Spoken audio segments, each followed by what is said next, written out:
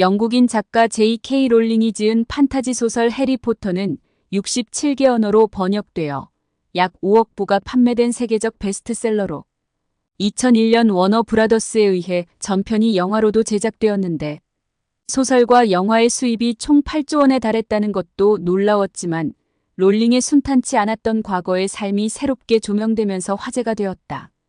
롤링은 1965년 영국의 브리스톨 근처에 있는 조그만 마을에서 항공기 엔지니어인 아버지와 과학교사인 어머니 사이에서 태어났다. 엑서터 대학을 졸업한 후 비서와 영어 교사를 하며 근근히 생계를 유지하던 중 포르투갈 남자와 결혼했지만 오래지 않아 헤어졌다. 별다른 수입원이 없었던 그녀는 딸과 함께 동생 집에 얹혀 살면서 빈민층에게 지급되는 생활보조금으로 어렵게 살았다. 그 무렵 시리즈의 첫 번째 이야기인 해리포터와 마법사 의돌 원고를 들고 여러 출판사의 문을 두드렸으나 모두 거절당했다. 그녀의 원고를 받아준 곳은 블룸즈버리라는 작은 출판사였는데 원고료는 1,500파운드였고 출간 부수는 500부에 불과했다. 이후 불티나게 책이 팔리면서 1억 부를 돌파하였고 한 권의 성공에 이어 10년에 걸쳐 출간된 7권의 시리즈가 모두 성공을 거두면서 그녀는 세계에서 가장 돈이 많은 작가가 되었다. 자신에게 1조 원의 수입을 안겨준 해리포터의 집필과 관련하여 그녀는 24세 때 맨체스터에서 런던으로 기차 여행을 하던 중 문득 소년 마법사 해리포터의 영감을 받았다고 말했다. 그러나 그녀는 어릴 때부터 손에 잡히는 책이라면 가리지 않고 무수히 읽었고 특히 반지의 제왕과 나니아 연대기는 책이 헤어질 정도로 읽는 등 문학에 관한 열정이 대단했다. 그뿐 아니라 10세 때부터 짧은 소설을 쓰기 시작할 정도로 문학에 관한 타고난 소질이 있었다. 1965년 영국에서 발표된 비틀즈의 예스터데이는 그해 10월 미국에서 싱글 순위 1위를 차지하면서 2,500번 이상 리메이크되었고 현재까지 세계에서 가장 많이 리메이크된 음악으로 총 2,200개가 넘는 버전이 존재한다. 또한 포퓰러 뮤직에서 사상 최고의 레코딩 기록과 함께 20세기에만 최소 700만 번 연주되었으며 1999년 BBC 레이디오 2 투표에서 20세기 가장 훌륭한 명곡으로 선정되기도 했다. 이 노래가 이처럼 유명해진 것은 무엇보다 곡이 훌륭해서이지만 비틀즈의 멤버 폴 맥카트니가 1964년 5월 어느 날 아침 꿈속에서 들은 선율을 그대로 옮겨 적어 작곡했다는 것 때문이기도 하다. 맥카트니의 자서전에 따르면 자신의 여자친구 제인 애셔의 집에서 잠을 자다가 꿈속에서 이 노래의 멜로디를 들었는데 잠에서 깬 순간 멜로디를 잊어버리지 않으려고 피아노로 달려가 곡을 연주했다고 한다. 그는 행여 그 곡이 다른 사람의 것일 수 있다는 생각에 한 달가량 음반 관계자들을 찾아다니며 이 노래를 들은 적이 있는지 물어보았고 몇 주가 지날 때까지 자신의 곡이라고 주장하는 사람이 없다는 것을 확인한 후에 비로소 곡에 맞는 가사를 쓰기 시작했다고 한다. 맥카트니는 예스터데이라는 명곡이 우연히 자신에게 다가왔다고 수려했지만 그는 어린 시절부터 댄스밴드의 리더였던 아버지로부터 음악을 접하며 예술적 감각을 익혔고 16세 때부터 비틀즈의 멤버가 된 후 1963년 22세의 나이에 앨범을 발표할 정도로 음악적 재능이 출중했다. 결론적으로 롤링이나 맥카트니는 자신에게 우연히 찾아온 영감이 창작의 동기가 되었다고 말하지만 사실상 그들의 작품은 타고난 재능과 부단한 연습이 낳은 결과물이었다. 영화 어벤져스에서 헐크 역을 맡았던 마크 러팔로는 미국 영화배우로서 비중 있는 각종 영화제와 비평가협회에서 여러 차례 나무주연상을 받은 할리우드 스타이다. 배우 같지 않은 평범한 외모에 특별히 개성 있는 연기력을 보이지도 않는 그가 스타의 반열에 오른 것을 두고 우연과 행운이 겹친 인물로 평가절하는 사람들도 적지 않지만 마크 러팔로는 끝없는 도전과 땀으로 꿈을 이룬 보기 드문 배우이다. 그는 일찍이 배우의 꿈을 가지고 오디션에 참가했지만 특출한 외모나 개성이 없었던 탓에 매번 탈락의 고배를 마셨다. 생활비가 부족하여 술집 바텐더와 페인트공을 전전하면서도 그의 도전은 무려 800회에 걸쳐 계속되었다.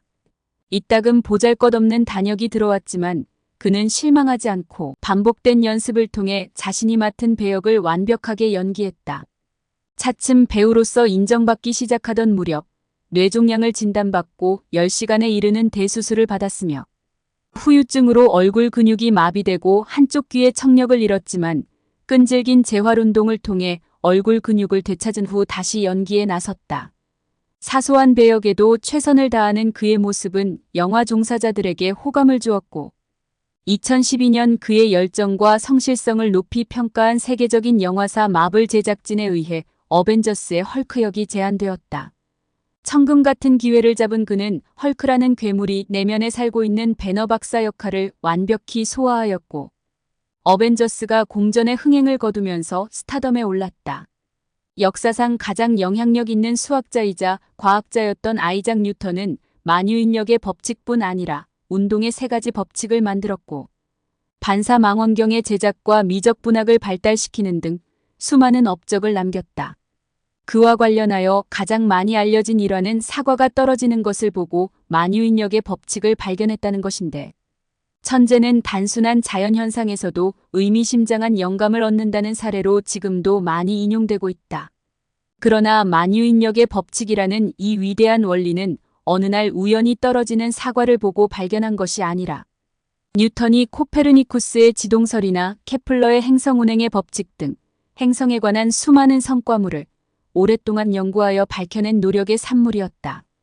일설에 따르면 만유인력의 법칙을 발표할 당시 기자들이 법칙 발견의 유래를 묻자 뉴턴이 사과가 떨어지는 사례를 들어 설명하였을 뿐인데 대중들에게 흥미거리를 제공하고 싶었던 기자들이 나무에서 사과가 떨어지는 것을 보고 우연히 그 법칙을 발견한 것으로 기사를 썼고 그 기사가 사실로 굳어지게 되었다고 한다. 물론 많은 것들이 우연히 발생하고 우연적 요소가 합리적 예측을 왜곡시키기도 하지만 오늘날 인류가 누리는 문명의 대부분은 우연과는 거리가 멀고 천재들의 끝없는 도전과 부단한 노력이 누적되어 만들어진 것이다. 독일 통일의 시발점이 된 베를린 장벽 붕괴는 동독의 한 정치 국원이 엉겁결에 우연히 내뱉은 말 한마디로 이루어졌고 그 말은 지금 당장이라고 알려져 있으나 이건 역시 우연적 요소를 과대평가한 것에 지나지 않는다. 독일은 제2차 세계대전에서 패전하면서 소련이 점령한 동독과 미국, 영국, 프랑스가 점령한 서독으로 분할되었고 동독 지역에 있는 수도 베를린도 전승국들에 의해 4개로 분할되었다. 이후 동독 정부는 동베를린과 서방 3개국의 점령 지역인 서베를린 경계에 콘크리트 담장을 쌓아 동베를린 시민들의 서베를린 탈출을 막았다.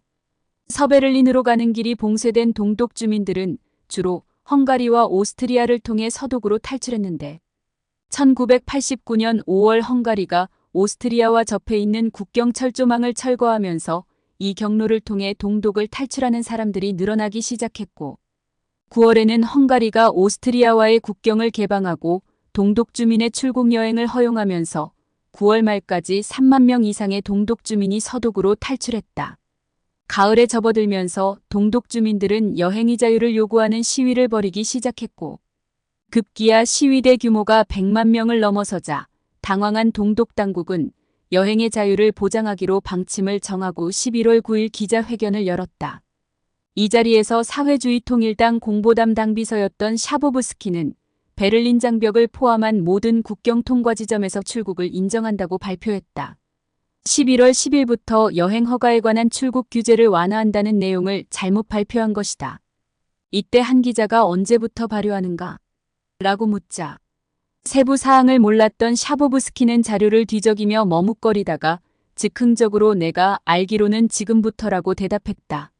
원래 여행 자유화는 다음 날 발효될 예정이었고 출국 비자는 관련 기관의 신청 절차를 거쳐야 했으나 샤보브스키의 답변을 오해한 기자들은 베를린 장벽이 무너졌다는 긴급 뉴스를 전 세계에 타전했다. TV 생중계로 이를 지켜보던 동베를린 사람들은 즉시 베를린 장벽으로 달려갔고 상부의 구체적 지시를 받지 못한 동독 국경수비대는 몰려드는 대규모 군중의 힘에 밀려 머뭇거리다 이들이 서베를린으로 넘어가는 것을 방관했다. 자유를 얻기 위해 장벽을 넘다가 죽어간 수많은 동독 주민들의 피를 머금고 28년 동안 굳건히 버티고 있던 베를린 장벽은 그렇게 순식간에 허물어졌다. 이를 두고 언론들은 20세기 역사상 가장 극적인 순간 중 하나로 꼽히는 베를린 장벽 붕괴가 동독 관료 한 사람의 어쩌다 던진 말 한마디로 이루어졌다고 앞다투어 보도했다.